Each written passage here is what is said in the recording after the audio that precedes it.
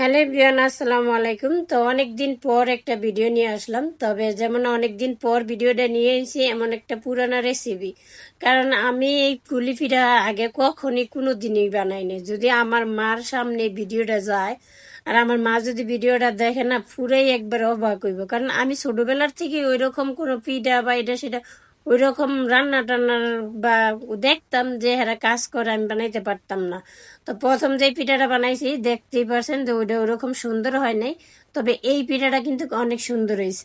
তবে এটা হয়েছে যে নারকেল কুলি। তো ইচ্ছা করলে আমি এটা আগের থেকে নারকেল গুলা ভালো করে একটু চিনি দিয়া তারপরে হয়েছে যে একটু ভাইজে নিতে পারতাম। এক একজনে এক এক ধরনের বানায়। তা আমার মেয়ে বললো যে এইভাবে খাইবো, তো ওই জন্য আমি এইভাবেই বানাইলাম।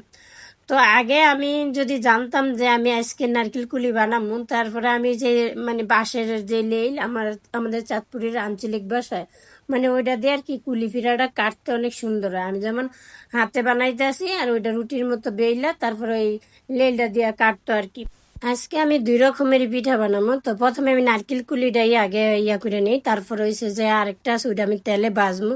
তবে কড়াইটা বসাই দিছি। কড়াইটার জায়গায় যদি মাটির একটা খোলো হইতো তাইলে কিন্তু কুলি পিঠার গ্রান্ডটাই অন্যরকম হইতো, কিন্তু আমার কাছে তো মাটির খোলা নাই।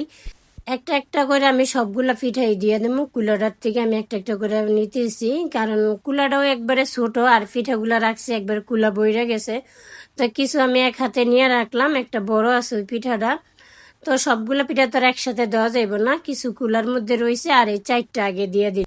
এই পিঠাগুলা সেইকে ভালোভাবে আমার মেরে দিব, কারণ ও কোনোদিনই কুলি পিঠা খায় নাই। আর আমি যখন বানাইতেছিলাম অবাক দৃষ্টিতে তাকায় রয়েছে, কারণ এই পিঠা আমি ওর কোনোদিনই খাওয়াইনি। আর আমি তো এগুলা বানাইতে পারতামই না, আর কোনোদিন পারতাম না এরকম ভাবে আমি চিন্তাও করি নাই যে একটু বানাই হয়তো।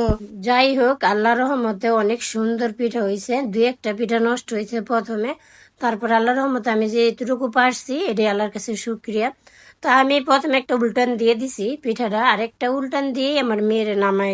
তবে মাটির খোলা হইলে কিন্তু অনেক সুন্দর হইতো, মানে আমার পিঠাগুলা অনেক সুন্দর সেকেন্ড যেত। এখন দেখা যাইতেছে কি কড়াইটার মধ্যে ওই যে লাইগে যাইতেছে। এই জন্য আমি কিছুক্ষণ পর পরই উল্টাই দিতেছি। তবে পরের বার যদি বানাই আমি আগের থেকে মাটির খোলা একটা রেডি করে রাখতে হইব, না হয় এই পিঠা সেকতে মাটির খোলাতেই সুবিধা। মাটির খোলা হইলে অনেক সুন্দর হয়। আমার পিঠাগুলো কিন্তু সেক হয়ে গেছে। তো আমি একটা ছোট্ট একটা বাটি নিয়ে নিলাম, বাটি বলতে পেলাম। তো এই যে বললাম যে আমার হাতের মধ্যে তাপ লাগে, কারণ বাতাস আসলে আগুনটা হাতের মধ্যে লাগিয়ে যায়। তো এই জন্য আমি একটু ভালো করে দেখতেছিলাম যে কোনো দিক দিয়ে একটু কাঁচা আছে কিনা। তবে আমি যে রুটিটা বানাই, যে আমি কিনা কয় কুলিটা বানাইলাম, আমি ওইটা আগের থেকেই গরম পানি দিয়ে আটাটা মানে চালের গুঁড়াটা কুইলে নিছি আর কি, কাই বানাই নিছি। তো একটা একটা করে এই যে আমি নামাই নিতেছি। পিঠার সাইজগুলো ওইরকম বড় না, তবে মাসাল্লাহ অনেক সুন্দর হয়েছে।